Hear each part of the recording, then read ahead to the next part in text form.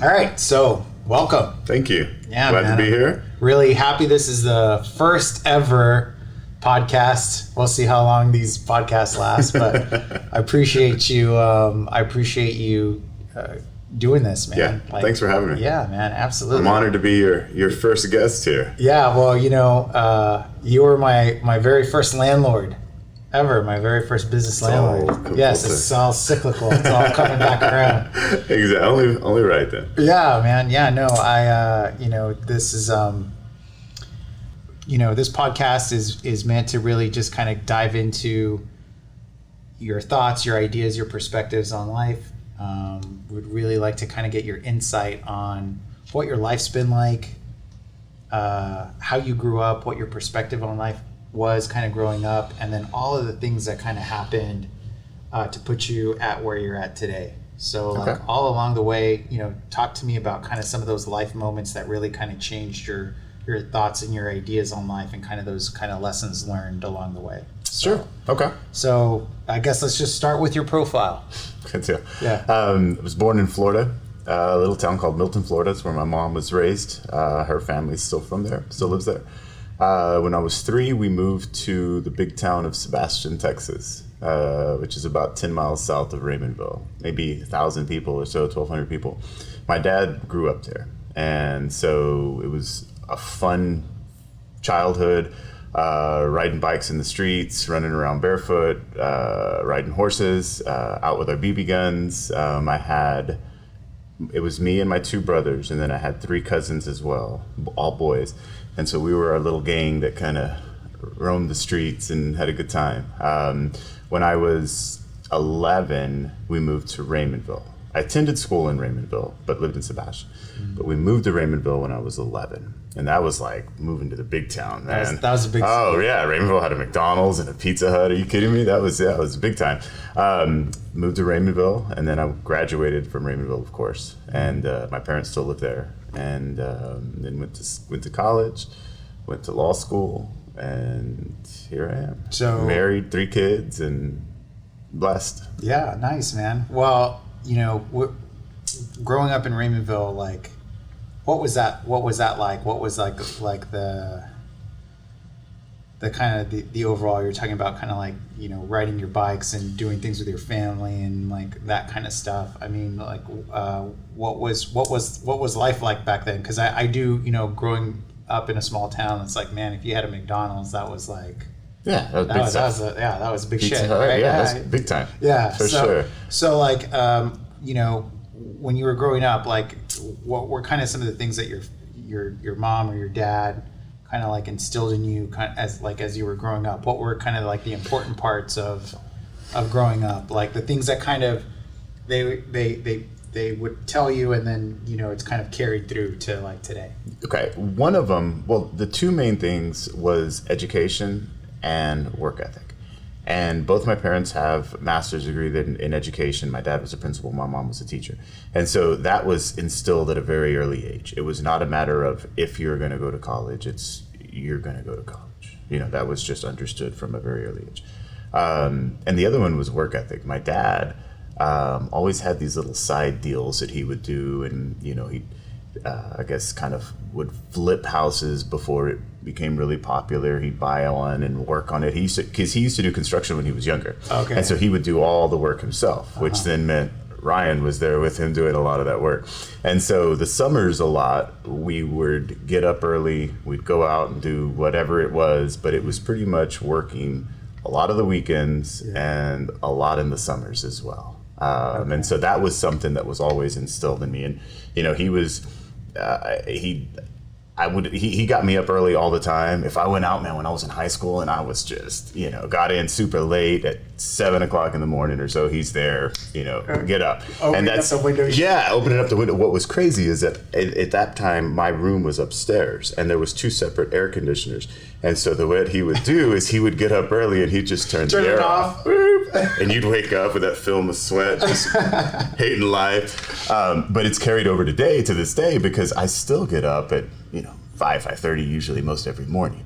Yeah. My kids think I'm crazy, but that's just kind of something that I've done forever. So you like know? early on, your dad was an entrepreneur, right? Because he was kind of doing he was doing kind of his own thing, and if he was flipping houses, I mean, he was, you know, that was kind of like maybe it was a passion of his. Or, Yeah, it was. He got his while he was a principal, he got his real estate license, and so he would do that a little bit on the side, and then became a broker as well. And so the buying and selling was all kind of intertwined. That was something that, you know, kind of grew up with as well. So, and I got my real estate license when I was 19. Oh, really? Yeah, and sold real estate for a little bit in college up until, I guess, right before I went to law school. Oh, wow. Yeah, and so I did that for a few years. That's pretty cool. Yeah. So very early on, work, you know, entrepreneurship, sales. Man, I didn't know you were in real estate. Yeah, I did that for about 3 years. It was fun. I had I learned quickly not to assume in real estate. Showed a house to a couple, and I thought I'd shown a few houses and kind of felt a little more comfortable. And we went into one room, and I told them, I said, well, this would be a great room for the baby. And I pointed to her, and she was like, I'm not pregnant. And I was like, holy shit. I did that too. Let's just leave. You're not going to buy this house. We're done. Everything gets hot. Everything gets, like, oh my gosh. That's hilarious. Yeah, so, but anyway, I had some good times. Not all my showings went down like that, of course, but it was fun. So, like, you know, growing up when you were in Raymondville, you grow from a very small town to a bigger town, but still kind of small, to, like, you know, what were kind of your aspirations growing up? Did you know that you wanted to be an attorney, like, from a very early age, or was it kind of like, what were your thoughts on, like, what life should be like? Or did you think that you were going to be in Raymondville for the rest of your life, or what would you think? I knew I wanted to be an attorney at a young age. I can't really remember when, but it's one of those where I don't really remember not wanting to be a lawyer. Second grade, maybe first grade, something like that. I don't know. One thing I did see growing up was a lot of people getting taken advantage of through just circumstances, socioeconomic, lack of education, whatever the situation was. And it was something that stood out to me, and it was, you know, and I knew that law was one way, kind of a vehicle that I could come back and help some of these people. And so while I wanted to be, maybe before I even appreciated that, as I got a little bit older, it just became kind of more ingrained in me that, yes, this is for sure what I want to do, so that I can come back and help people who find themselves in those unfortunate situations. Again, being taken advantage of. Willacy County, I guess the Valley in general, Willacy County in particular, has got kind of an interesting history, you know, of certain things that have happened. And like I said, just kind of people being taken advantage of. And again, as a lawyer, it's something that I take a lot of pride in, the ability to be able to go in and, you know, it's the whole David and Goliath. You know, you can step in front of them, and the law and the courts and everything afford you that ability to stop that. And I think it's an incredible deal. I've loved being a lawyer I've been out 15 years, and it's wow. Yeah, I know time goes flies. Time goes by really, really fast. Yeah, exactly. So you decided to go to law school, graduated from the University of College or law school? College. From Pan Am. Oh, from Pan Am. Yeah, okay, so and then UTPA. Yeah, you were there at the same time, right? More or less, yeah. And then went to San Antonio to St. Mary's. Okay. Met my beautiful wife Rebecca 6 weeks after I got there. Wow. And then got engaged 11 months later and married 11 months after that. Wow. So, yeah. Still in law school when all that happened? So, were you still in law school? I was still in law school. I got married in law school. Yeah, I got married just at the end of my second year of law school. Wow. Yeah, she was a third year my first year. Okay. And so then she stayed and practiced for a couple of years. And then after I sat for the bar was when we came down and moved down here to the Valley. And so because you know, both of y'all, and she's originally from, like, Corpus. She's from Corpus. She's from Corpus. So y'all are married, living, going to school in San Antonio. What was it that brought you to the Valley? I always knew I wanted to come back to the Valley, and that was kind of how I introduced myself. I was like, I'm coming back. This is, if this goes anywhere, we're moving to the valley. She was okay with that? You're along for the ride. Yeah, she was, yeah. I guess. Right. She's cool with it now. She's fine with it, okay. Yeah, because she'd been in San Antonio for 9 years before we wow. moved down here. So, and what's crazy is that we got here on a Saturday and found out we were pregnant on Sunday. So it's not like we can go to all the happy hour young lawyer events and stuff like that. So it was, yeah, but she loves it now. Yeah. She's got so many friends and everything. And so it's all good. So, high school, what would you say is kind of like the biggest difference from, your mindset and your thoughts and ideas from when you were going to college? Because I think, I don't know, for me personally, it was like, I kind of had this idea when I was going to college. I was like, man, as soon as I graduate, I'm going to get this like awesome job, and I'm going to have this, and I'm going to have that, and my life's going to be here, and I want to move over there, and I'm going to like conquer the world kind of thing. My thoughts of success back then are way different than they are now. Like, what's that been like for you? Has it pretty much stayed the same, or have things kind of like changed based off of your perspectives on things then to now? No, I mean, it's, of course you're idealistic, you're naive, you're immature, you're some may say dumb, when you're that age. The world is, oh my God. And then you get as you kind of grow, and then kids and everything else like that, it obviously changes perspective. It also changes perspective on what's really important. When I was younger, it was all about this and that and fast cars, and I wanted all these cool things. And now it's like, I want all these cool things for my kids. I don't really care so much about me or whatever. I'm cool. But now that's kind of the biggest shift in everything, is how your kids basically, I never knew that growing up, understood that's where that was going to take me. But now as a father, it's like, I don't care so much about me. Right. It's just all, I just want everything's for my kids now. Right. It has been, of course, forever. Yeah. So it's like, well, you're not necessarily, if you're generating a certain amount of income, that income is now like, well, what can I do for my kids? Absolutely. Yeah. Which, yeah. Wow. Natural, I guess, as a parent, and so.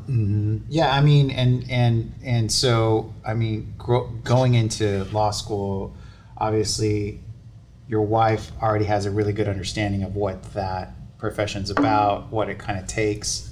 What was kind of that transition between college? Obviously, I mean, y'all have a child on the way already, like right from the get-go. So you grew up very quickly, very fast, kind of all like at one time, right? Because it was like degree, wife, child on the way, house, car, mortgage, right? I always feel like those have been kind of those,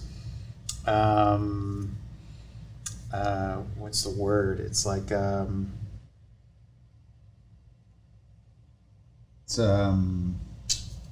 what is the word I'm looking for? I guess milestones, right? Like milestones is like, oh, I got my first car.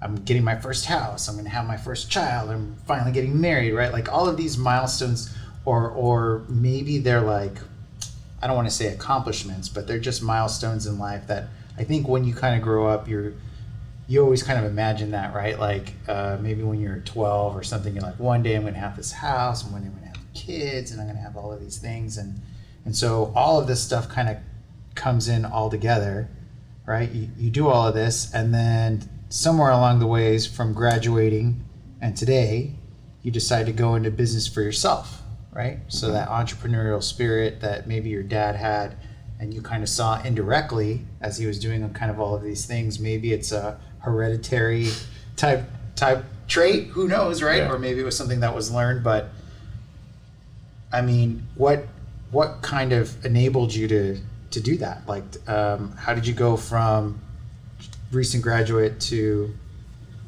owning your own firm? So I went out on my own shortly out of law school. And looking back, it probably wasn't the smartest thing in the world. We had little to no money in savings. Asa was 6 weeks old, I believe. 6 or 8 weeks old. And I decided I'm gonna hang a shingle and let's do it. But you know what's crazy, or what's interesting, is that when failure is not an option, you just, you know, it's you have no choice. There's no other option but success. Why? Because you can't fail. You know, because you have your family, because you have kids that are supporting, that are needing you, that you have to support, you know. And so it's incredible when your back's against the wall like that, you just fight. Mm-hmm. And, you know, it's, like I said, you have no choice but to succeed. Right. You know, there's that line in the Eminem song where he says, success is my only motherfucking option, failure's not. Mm-hmm. And, you know, and I think that kind of is exactly where I was at that point. And I think a lot of people who go off on their own, you know, mm-hmm. that they take that big, huge risk, and they're like, my gosh, I've got to make this. Those sleepless nights of, you know, working like crazy, everything you can to make it succeed, because you can't fail, because right. you have people that are dependent upon you, you know? Yeah, and it's interesting because, you know, coming from that type of experience too, there's something about when other people depend on you that you just kind of level up mm-hmm. in terms of like the amount of ambition or drive or resilience that kind of comes to when you know that, you know, you've got all of these other responsibilities and you've got people who are depending on you to make stuff happen. Mm-hmm. So yeah, I mean, and I want to try to remember the name of the Eminem song, and it's like right on the tip of my tongue, but it comes out in 8 Mile. I know that, yes. Right? Yeah, it's that'll come to me. You know, an interesting little tidbit of information. I listened to that song on repeat every morning from my apartment to the place that we were taking the bar, because the bar's 3 days. And on repeat. All the way. Yeah, all the way up there on 1604 where the testing site was. Every morning, man. Every morning I listened to that. For that one little lyric right there. Right. It's funny, right? Like that type of motivation. I mean, like music in itself too. I mean, for me is just like it can do so much, right? Like there's so much motivation behind that. And yeah, man, it's, you know, I'm sorry, you were mentioning something earlier about how when you get started and all, and Rebecca and I were talking about it the other day, how when we got our first house, it was the coolest thing in the whole world, man. I mean, we were so happy. We were just like, oh, we're so lucky. This is the dream, you know. And again, as you progress in life and in your career, it wasn't too long afterwards where you're like, you know, yeah, and it's this like place is in it's not that cool, you know. I think and then when we moved into the house that we're in now, saying, "Oh my gosh, this is, you know, we've arrived," right, you know, fantastic, right? And then after a few years, you're like, well, you know, we recently bought a lot, and we're going to be building a house here in a little bit. Hey, congrats! Yeah, awesome. Yeah, but it's like, how can you bottle that kind of exuberance, that just like childlike wonder when you go into those situations? That's something that I wish I could have appreciated a little bit more.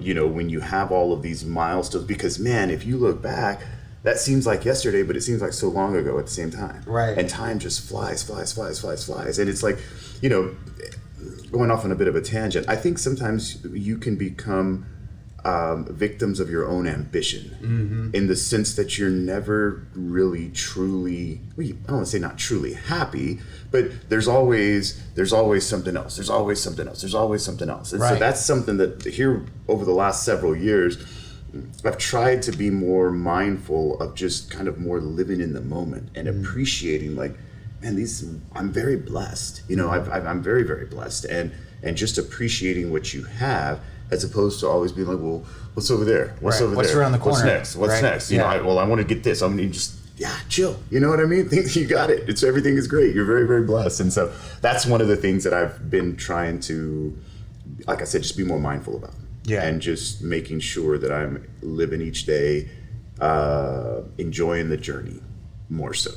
I'm the biggest. I'm when I was younger, especially, let's get there. And it's like, wait a minute though. Part of life is the journey of life. Right. It's not simply the destination. Right. And it took me a while to really, I guess, appreciate that. I knew it, I guess. I'd heard it. Yeah, whatever. Move over. I'm on my way over here. I don't got time for that, man.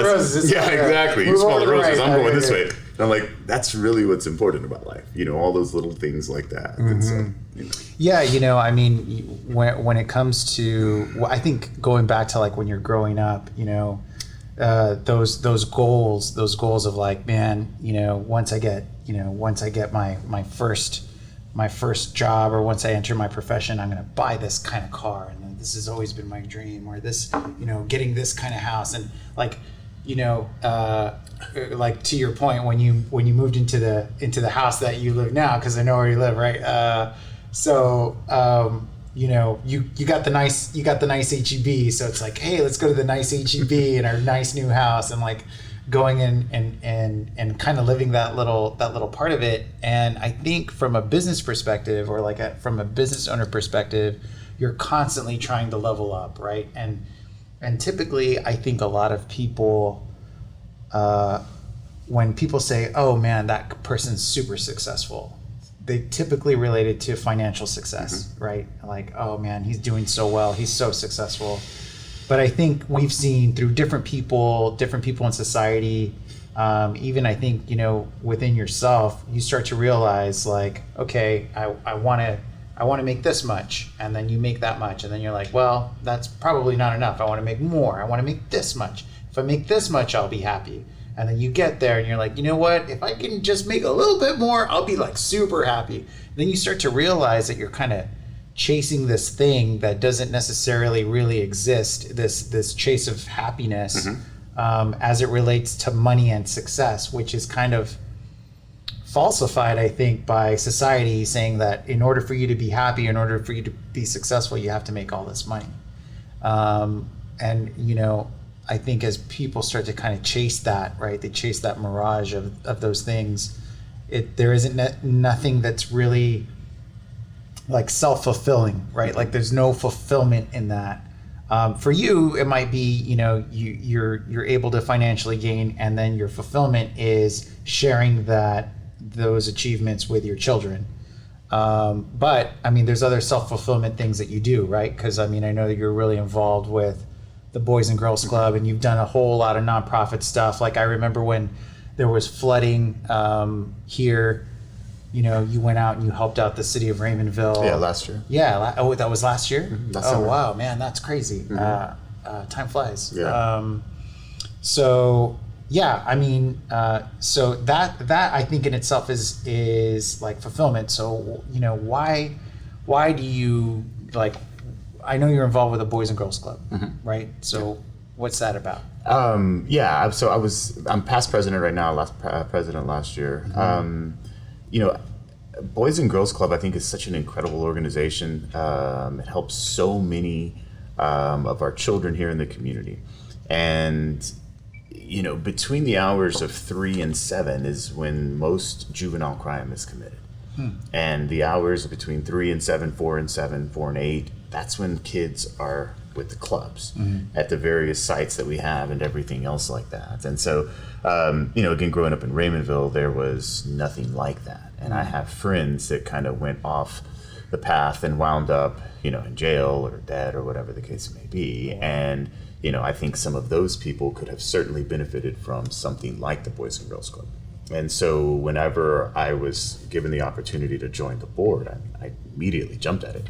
And it's been an incredibly rewarding experience. I've been on there for 4 or 5 years now, I believe. So yeah. Yeah. So, I mean, you talk about kind of that gratifying feeling of the things that you're able to offer your kids, right? The opportunities you're able to offer your kids because you're blessed, because you've got these things. But like, what are some of the other things in life that are like fulfilling to you in terms of the things that are like, those feel good moments that you get? Like, what have been some of those feel good moments where it's not necessarily related to money, but maybe it's related to a client or like a community event that you did, or something that maybe you didn't even expect that you'd get really great satisfaction from because you did something good?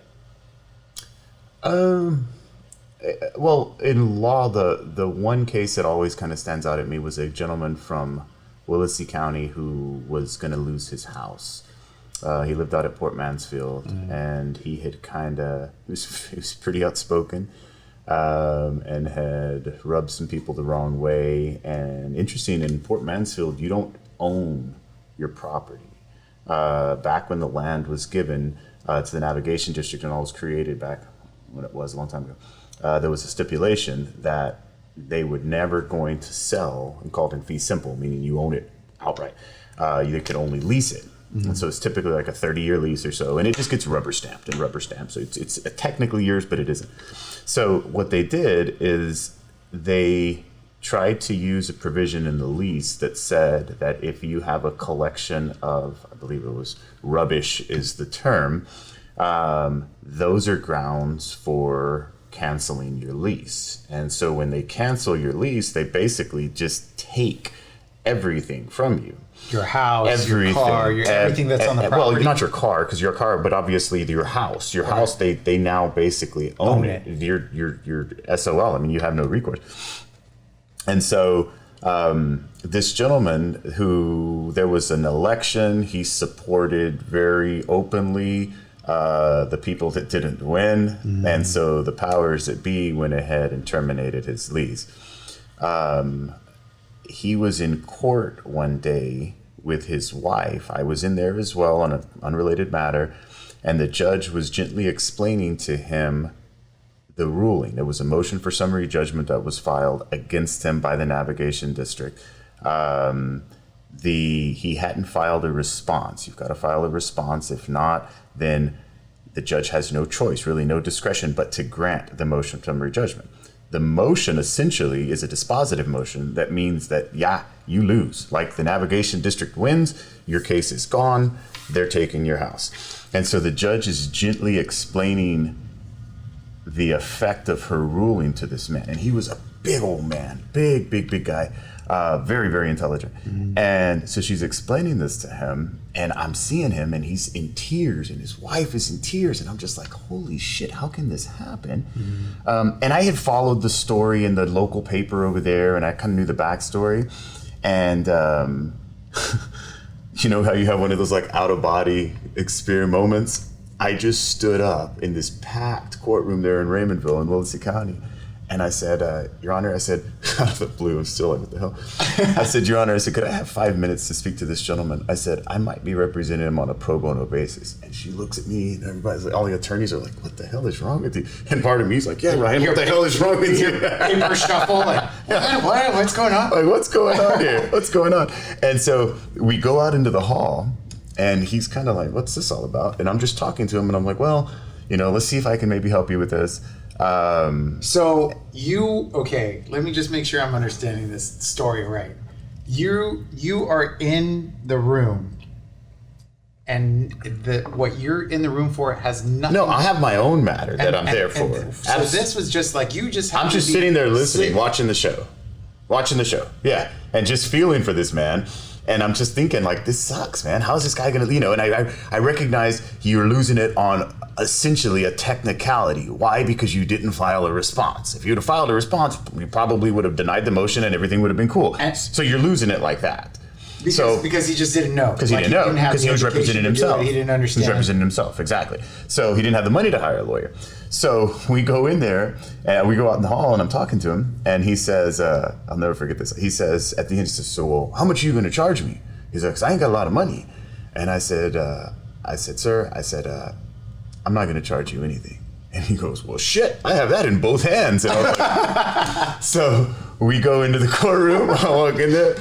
Right, Your Honor, Ryan Solis for Mr. Banyai asking for a continuance. Continuance is denied. Come back at 1 o'clock. We're going to argue the motion. I said, all right, cool. You're kidding me. And then that's when the gavel went down. And wow, that's so crazy. So we go in. And the judge calls us into chambers, and opposing counsel's I'm not going to get into it. But anyway, so we go into chambers and then we come back at 1:00. We go in at 1. I make my argument. I know that the judge is going to grant the motion because she has no choice. I file a motion for new trial.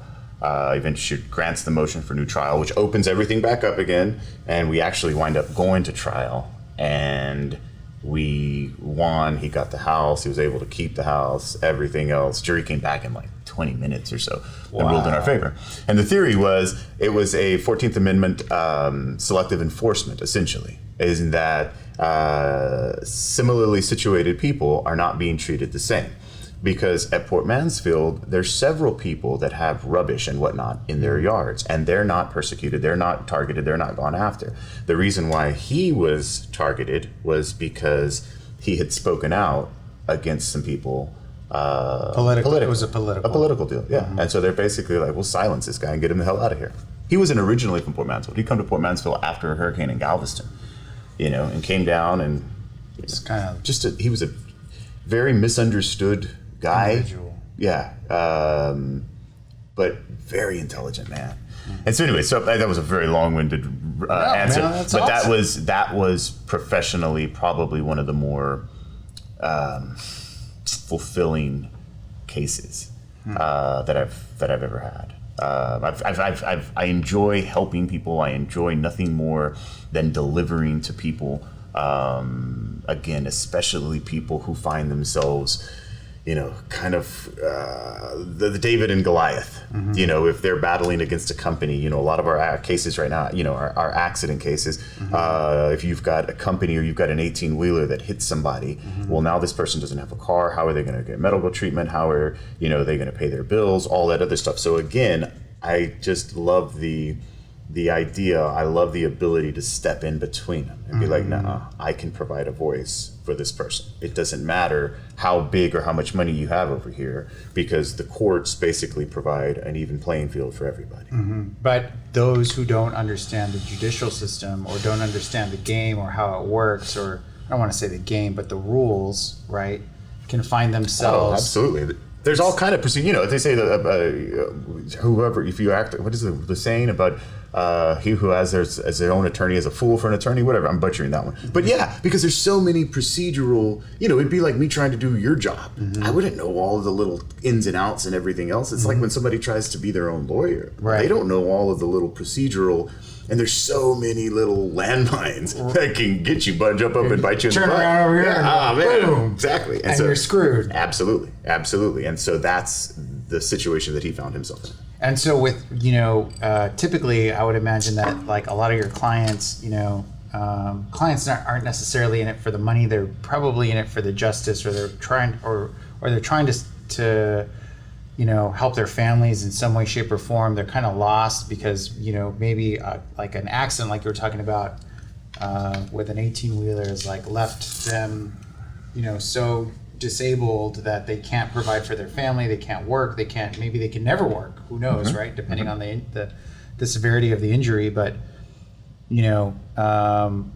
going through all of that emotional struggle of finances and family and all of these things, like on top of that, they gotta worry about how to navigate themselves through this judicial system that's complex.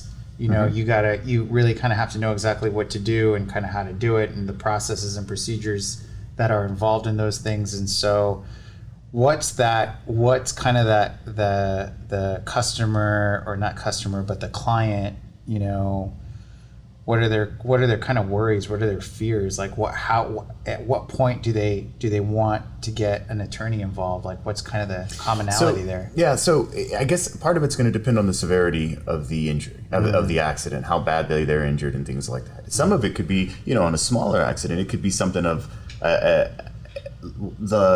mom or dad just needs the car to get to work. Mom or dad just needs to get the kids to school or to soccer practice or to whatever. And so, to come in and help them as far as either helping them get into a rental car or expediting the repair of the vehicle or whatever the case may be. So that's kind of on the lower end. Then as you were mentioning though, some of our other clients that are involved in 18-wheeler accidents, some of these people are severely injured. they're unable to work, they're unable to care for their family, and those are the ones that really, really find themselves in a bind. Mm-hmm. And so we, obviously we help them and we're able to go after the 18-wheeler or whatever it was that caused the accident for them. Mm-hmm. It's not only 18-wheelers. I mean, commercial vehicles, other cars, things like that. So Yeah. it's a rewarding deal. Again, it goes all the way back to growing up as a kid and seeing other people, groups of people take advantage of others. Right. And recognizing how unjust that was. Right. But recognizing as well that oftentimes those who were being taken advantage of didn't have the means or the resources or the education to defend themselves, or to, I guess, kind of tilt the scale back in their favor. Right. They just didn't, it was impossible. And so that's something that always, then and now, is just what gets me up, gets me out of bed in the morning, and that's just kind of my passion right there, is helping people like that. Right. And it's really neat that I feel, and I say this with all sincerity, I feel sometimes like the luckiest person in the world that I get to do exactly what I dreamed of doing when I was 7, 8, 9, 10 years old. And that, I think, is the success part, right? Because if you're doing what you love and you're doing it well and you're passionate about it and you're able to get up in the morning and do it and do it well, I mean, that, to me, I feel is kind of like, the successful part. So I was just kind of like, when you were telling me all of this stuff, I was like thinking about, that kid that's like, the bully in school, and then, here's this other little kid who's kind of being picked on, and then here comes Ryan. It's kind of like, hey man, you got a problem with this guy? You got a problem with me? Like, yeah, I think that's great, man. And that's a really good stand to take, because, there are a lot of those kind of, there are a lot of those people too. And, even from going back to those things that you learned as a kid, how that stuff kind of carries through, right? Some things carry through, some things kind of change. So things that you've learned, what would you kind of say, like, how would you wrap this up? Like, what are some of the kind of the takeaways that you would give in terms of advice, success, I guess just in general, one of the things that I tell my kids pretty regularly is life's not so much about what happens to you, but how you react. Because it's real easy, I think, for people to get caught up into the whole belief that, well, I was just dealt a shitty hand, and it's like, no. You have the ability to pull yourself up if necessary. You have the ability to do whatever is necessary to succeed. So don't worry so much about how this happens or what comes down the pike. How are you going to respond? Right. That, I think, is the bigger deal. And I think as a takeaway in life is that, I think our country, despite all the craziness going on right now, our country, I think, is still the greatest country in the world. And we still have all the opportunities in the world. And so it's on you at the end of the day. The easiest thing is for people to complain and moan and bitch about, well, it just didn't happen for me. Or, well, I could have done this, or I should, just do it. Right. Just do it. Just do it. And that's I think that's probably one of the bigger takeaways that I've learned in my 42 years of life. That's cool.